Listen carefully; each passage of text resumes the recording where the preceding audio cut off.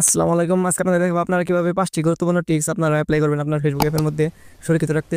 তো দেরি না করে চলে যাবেন আপনার সেটিং অ্যান্ড প্রাইভেসির মধ্যে। সেটিংয়ের মধ্যে ক্লিক করবেন। এখানে সার্চ অপশন লিখবেন লোকেশন, LOCATI, লোকেশন লিখে সার্চ করবেন। ভিউর মধ্যে ক্লিক করবেন, অ্যাক্সেস লোকেশনের মধ্যে ক্লিক করবেন।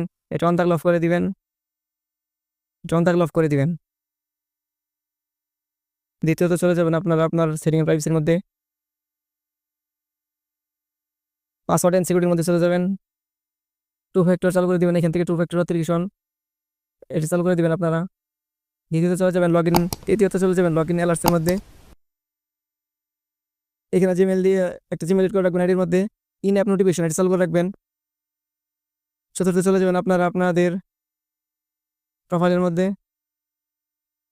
যাওয়ার পর থ্রি ডটে ক্লিক করে প্রোফাইল লকের মধ্যে ক্লিক করে প্রোফাইল লক করে রাখবেন। সেটিংয়ের মধ্যে যাবেন, সিমুল ইন অ্যাকাউন্ট সেন্টারের মধ্যে ক্লিক করবেন।